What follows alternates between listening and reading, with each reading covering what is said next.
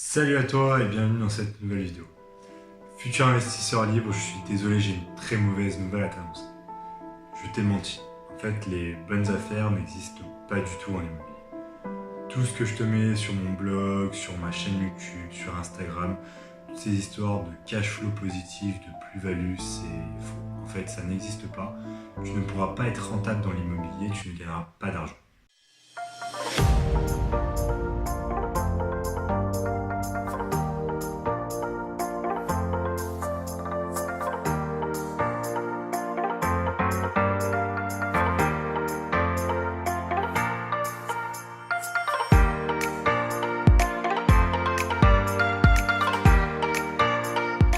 Trêve de plaisanterie, tu l'as compris, l'introduction était assez provocatrice et fausse. Dans ce que je t'ai dit, il y a quand même une part de vérité et je vais t'expliquer pourquoi je t'ai dit ça. J'entends beaucoup de gens autour de moi, souvent des nouveaux investisseurs, qui me disent « Rémi, je comprends pas, je trouve pas de bonne affaire. » Pourtant, tous les jours, je mets en place une routine, je passe ma journée sur le bon coin, j'appelle des millions d'agences, je recherche des biens, etc. J'ai vu plein de formations, mais je trouve pas de bonne affaire, tu m'as menti, ça n'existe pas. Alors là, je t'arrête tout de suite. Si tu penses que en allant sur le bon coin, tu vas trouver en gros super affaire, 14% de rentabilité sans rien faire, spécial investisseur, tu te trompes. Ça n'existe pas. Alors je sais, il y a beaucoup de personnes qui vont me dire « Rémi, tu es un menteur, j'ai déjà trouvé des affaires dans ce cas-là où il y avait une énorme rentabilité sans rien faire, j'ai juste eu à acheter le bien, à le mettre en location et c'était à moi. » Oui, ça existe, ça s'appelle des anomalies de marché et elles sont très très rares. Dans la majorité des cas, tu vas devoir te retrousser les manches pour créer ta bonne affaire et on va voir ça ensemble. Tu as déjà dû certainement entendre cette phrase qui te dit que les bonnes affaires n'existent pas, mais qu'elles se créent. Eh bien, je suis 100% d'accord avec cette phrase parce que c'est la stricte réalité. En fait, pourquoi tu ne trouves pas de bonne affaire? Il faut savoir que lorsque tu regardes sur le bon coin, en fait, souvent ce qu'on me dit, c'est que les prix sont beaucoup trop élevés. On me dit, Rémi, je comprends pas, tu me dis d'être à 1000 euros par exemple le mètre carré, mais je vois que des annonces sur le bon coin à 1500, 1600, 1700 euros. C'est impossible. Oui, parce qu'en fait, ce monde du bon coin, ce monde des affaires, ce n'est pas le monde des investisseurs rentables. C'est le monde des acheteurs immobiliers, monsieur tout le monde, qui cherchent leur résidence principale ou qui souhaitent revendre leurs biens mais qui ne sont pas pressés. En fait, toi, tu dois vraiment te dire que tu dois créer en fait cette bonne affaire pour être un investisseur rentable. Ton marché immobilier n'est pas le marché immobilier de monsieur tout le monde.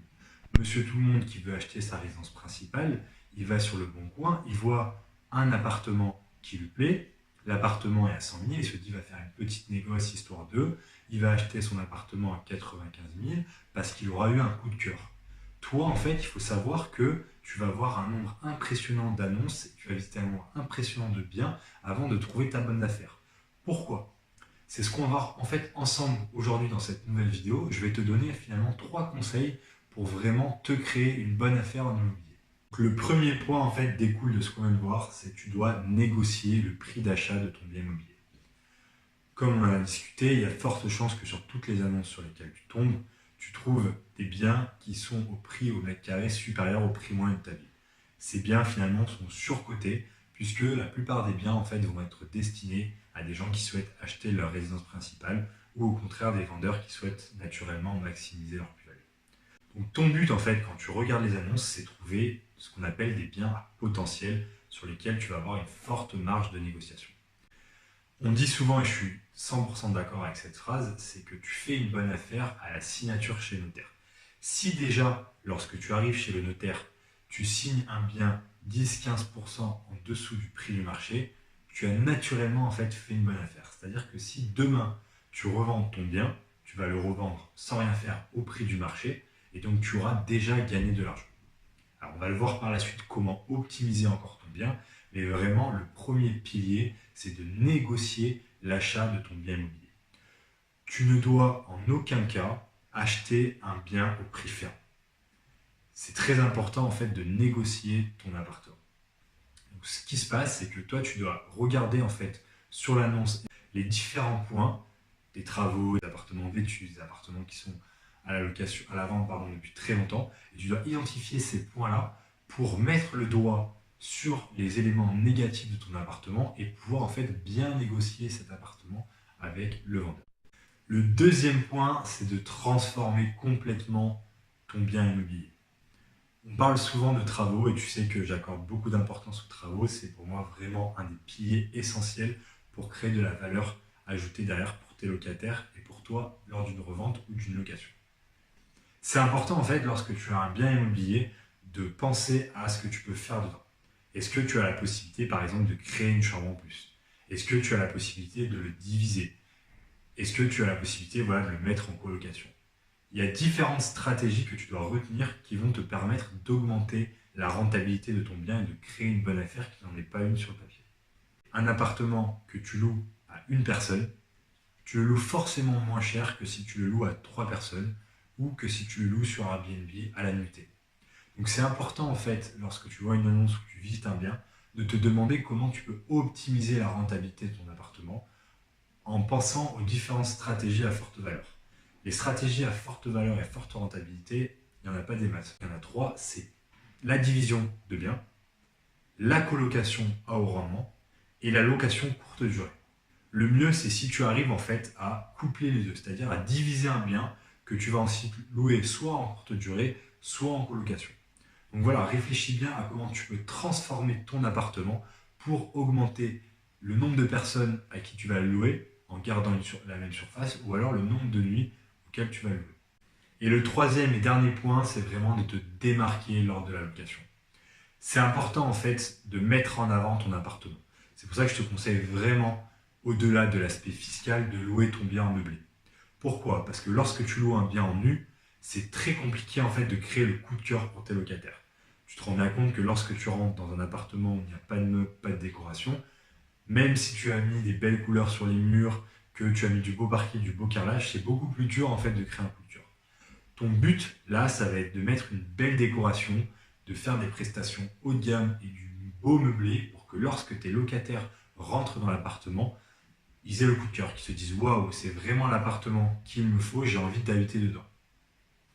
De faire ça en fait, c'est un point vraiment positif puisque déjà tu vas tomber sur des locataires, des bons locataires en fait, qui vont te payer l'appartement, qui vont rester longtemps. Et tu vas aussi pouvoir louer beaucoup plus cher. En fait, tu vas viser le haut de gamme du marché de la location. Et ça, tu vas vraiment te différencier en fait, de toutes les personnes qui ont rénové leur appartement, mais qui se disent « Non, moi je ne le mets pas en meublé parce que c'est trop long, j'ai pas envie de dépenser 2000 € de plus pour le meubler. Ah bah tiens, j'ai des meubles, il me reste des meubles de chez moi, donc je vais récupérer ces meubles pour économiser de l'argent. » Voilà, il ne faut absolument pas que tu fasses ça, il faut que tu réussisses à te démarquer lors de la location en créant un bel aménagement, une belle décoration. Voilà, futur investisseur, je te rappelle les 3 points qu'on a vus ensemble pour créer ta bonne affaire en immobilier. Le premier point très très important, c'est de négocier ton bien immobilier. C'est à l'achat qu'on fait une plus-value et que tu crées ta bonne affaire. Le deuxième point, c'est de réfléchir à comment tu vas transformer ton bien. Soit par des travaux, soit en faisant une division, une colocation, une location de courte durée, en mettant en place vraiment des stratégies à haut rendement. Et le troisième point, c'est de te démarquer lors de la location via de la belle décoration, un appartement qui est meublé haut de gamme, qui donne envie aux locataires d'habiter et qui va créer le coup de cœur. Futur investisseur libre, c'était encore un plaisir de tourner cette vidéo. J'espère qu'elle t'a vraiment appris et que maintenant tu vas réussir à bien identifier lorsque tu recherches des biens les différents points qui vont te permettre de créer ta bonne affaire en immobilier. Si cette vidéo t'a plu, je t'invite à t'abonner à ma chaîne YouTube si ce n'est pas déjà fait et à me suivre sur Instagram. N'hésite pas vraiment à me mettre un pouce bleu, ça me motiverait, ça me donnera envie de continuer à te faire des vidéos qui t'apportent toujours plus de valeur. Bien évidemment, si tu sais que cette vidéo peut intéresser une autre personne qui n'est pas abonnée à ma chaîne ou qui ne me suit pas sur Instagram, n'hésite pas à la partager, ça l'aidera dans ses investissements immobiliers. En tout cas, je te dis à bientôt sur une nouvelle vidéo sur la chaîne Immolib, devenir libre financièrement grâce à l'investissement immobilier.